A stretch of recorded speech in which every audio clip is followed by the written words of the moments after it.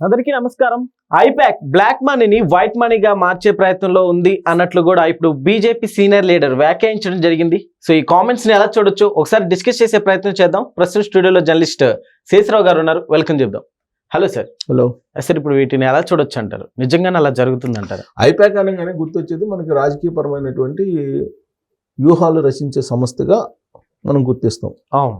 కానీ ఇప్పుడు కేంద్ర మంత్రి రవిశంకర్ ప్రసాద్ గారు ఏం చెప్తున్నారంటే అదొక బ్లాక్ మనీని మార్చేటువంటి కంపెనీ, బ్లాక్ మనీని మార్చడానికి ఐపాక్ అనే దాన్ని పెట్టుకున్నారు అని చెప్పి ఆరోపిస్తున్నారు ఆయన.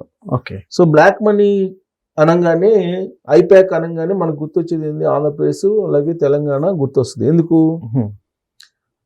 ఐపాక్కి తెలుగు రాష్ట్రాలతోటి ఒక బలమైనటువంటి సంబంధం ఉంది. కేసీఆర్ గారిని అనేక సందర్భాల్లో కలవడం జరిగింది. ఎవరు? ప్రశాంత్ కిషోర్ గారు కలిశారు. ఓకే. అలాగే జగన్మోహన్ రెడ్డి గారికి రాజకీయ వ్యూహకర్త ప్రశాంత్ కిషోర్ గారు. అదే ఐపాక్ 2019 ఎన్నికల్లో ముఖ్యమంత్రి అయ్యారు జగన్మోహన్ రెడ్డి గారు అంటే ఐపాక్ కారణంగానే అయ్యాడు, ప్రశాంత్ కిషోర్ రాజకీయ వ్యూహాలు అని చెప్పేసి చెప్తూ ఉంటారు. సరే, ఇప్పుడు అసలు ఐపాక్ని ఎవరు కొనుగోలు చేశారు తర్వాత అని అంటే 2024 ఎన్నికలకు ముందు వచ్చినటువంటి న్యూస్ ఏంటి? అది నిజమా అబద్ధమా అనేది నిర్ధారించుకోవాలి. కానీ అప్పుడు వచ్చినటువంటి న్యూస్ ఏంటంటే ఐపాక్లో ఉండేటువంటి ఎక్కువ షేర్లు జగన్మోహన్ రెడ్డి గారు వాళ్ళ అనుచరులు కొన్నారు అనేది వచ్చింది. అది కూడా చెవిరెడ్డి భాస్కర్ రెడ్డి గారు ప్రస్తుతం లిక్కర్ స్కామ్లో లోపల జైల్లో ఉన్నటువంటి చెవిరెడ్డి భాస్కర్ రెడ్డి గారు దాన్ని పర్యవేక్షించే వాళ్ళు ఎక్కువ భాగం షేరు ఐపాక్లో ఎక్కువ షేర్లు వీళ్ళు కొన్నారు అనేది అప్పట్లో వచ్చినటువంటి న్యూస్. ఓకే. మరి ఇప్పుడు ఈ ఐపాక్ ఎవరిదన్నట్టు? ఓన్లీ ఆంధ్రప్రదేశ్ విభాగాన్ని ఐపాక్ని కొనుగోలు చేశారా, వీళ్ళు టోటల్గా ఐపాక్ సంస్థని కొనుగోలు చేశారా అనేది ఇంకా బయటికి రావట్లా. అయితే కాకపోతే ఐపాక్ మీద ఇప్పుడు రకరకాల ఆరోపణలు వస్తున్నాయి. అది కూడా కేంద్ర మంత్రి చేసినటువంటి ఆరోపణ. అది బీజేపీకి సంబంధించిన సీనియర్ లీడర్ ఆయన చేసినటువంటి ఆరోపణ మనం కాదనలేం. ఎందుకనంటే ఆయన కేంద్ర మంత్రి కాబట్టి కేంద్ర మంత్రి హోదాలో వేగ్గా లేదంటే రూమర్స్ లేపేటువంటి ప్రయత్నం అయితే చేయరు కదా. సో ఐపాక్ కారణంగా ఐపాక్ ద్వారా బ్లాక్ మనీ అనేది దేశం నుంచి విదేశాలకు వెళ్ళిపోతుంది అనేది ఆయన చేసినటువంటి కామెంట్. ఆ కామెంట్ వినగానే వెంటనే గుర్తొచ్చేది ఏంటంటే తెలుగు ప్రజలకి 2024 ఎన్నికలకు ముందు రోడ్ల మీద డబ్బు కట్టలతో వెళ్తున్నటువంటి కంటైనర్లు, ఓకే, ఇవి సహజంగా గుర్తొస్తాయి. ఎందుకు? అప్పట్లో పోలీసు బోర్డు తోటి కొన్ని కంటైనర్లు వెళ్తుంటే అప్పుడు మీడియా వాళ్ళు అడిగితే ఆర్బీఐ డబ్బు అని చెప్పేశారు దాన్ని. ఆర్బీఐ డబ్బుని తీసుకెళ్తున్నాం అని చెప్పి. అది ఎలక్షన్ ముందు ఇవన్నీ కూడా. అసలు ఆ తర్వాత ఒకసారి కడప నుంచి చెన్నై పోతున్నప్పుడు అక్కడ కొన్ని కంటైనర్ని మీడియా వాళ్ళు చూస్తే ఆ మీడియా వాళ్ళకి ఏం చెప్పారు?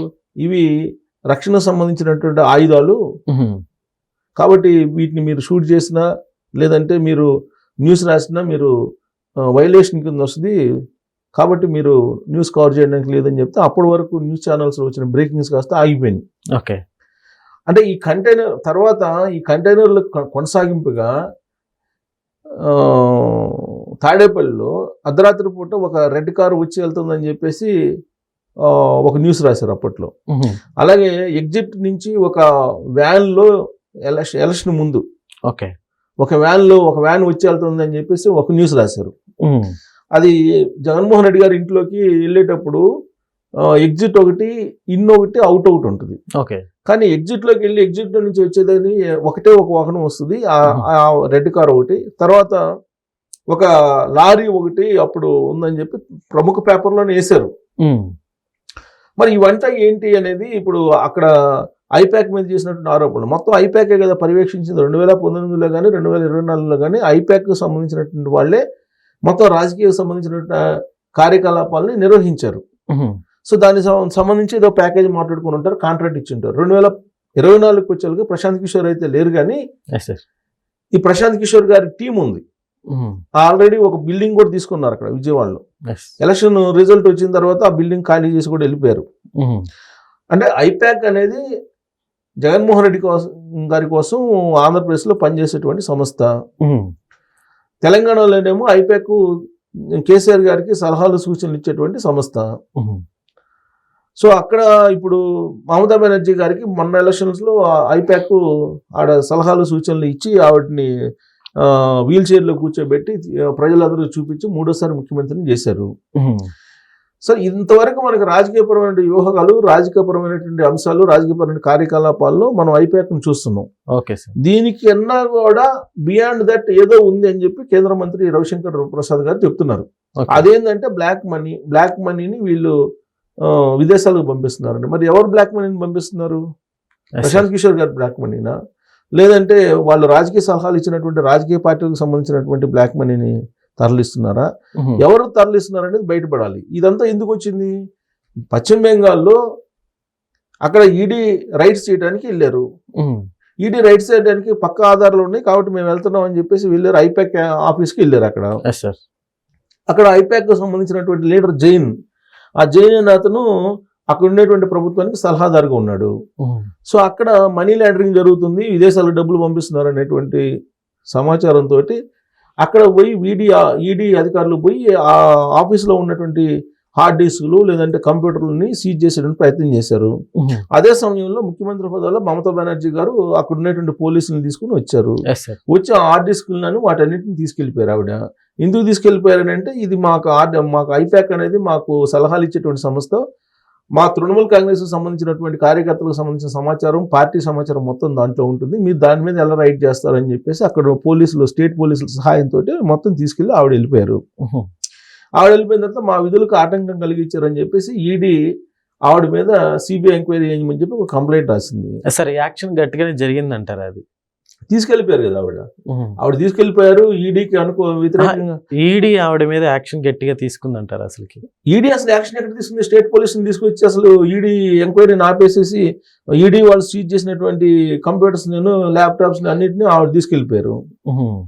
అదేమంటే నేను ముఖ్యమంత్రిగా రాలేదు, నేను తృణమూల్ కాంగ్రెస్ అధినేతకు వచ్చి తీసుకెళ్లిపోయానని చెప్పారు. దాని మీద ఈడీ ఆవిడ మీద కేసు పెట్టారు, విధులకు ఆటంకం కల్పించారని చెప్పి.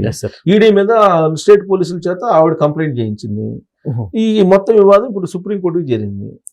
సుప్రీంకోర్టులో ఇప్పుడు దాని మీద ఈ పరస్పరం ఆరోపణలు చేసుకుని సుప్రీంకోర్టులో విచారణ జరుగుతుంది.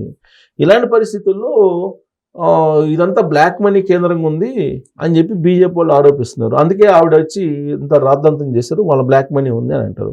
అసలు ఇందుకు ఎవరు బ్లాక్ మనీ ఉంది? తెలుగు రాష్ట్రాలకు సంబంధించినటువంటి బ్లాక్ మనీ అక్కడ ఉందా, లేదంటే పశ్చిమ బెంగాల్కి సంబంధించిన బ్లాక్ మనీ ఉందా, లేదంటే దేశంలో ఉన్నటువంటి అనేక రాష్ట్రాలకు సంబంధించిన బ్లాక్ మనీని ఐపాక్ విదేశాలకు తరలిస్తుందా అనేటువంటి సందేహం వచ్చేలాగా ఇప్పుడు కేంద్ర మంత్రి కామెంట్ చేశారు. సో కాబట్టి ఈ రాజకీయ వ్యూహాలు రచించేటువంటి సంస్థగా అందరికీ పరిచయమైనటువంటి ఐపాక్ ఇప్పుడు బ్లాక్ మనీని విదేశాలకు పంపించేటువంటి కంపెనీగా బీజేపీ వాళ్ళు చెప్తున్నటువంటి క్రమంలో మరి ఇది ఎటువైపు దారితీస్తుంది అనేది చూడాలి. Okay sir, thank you.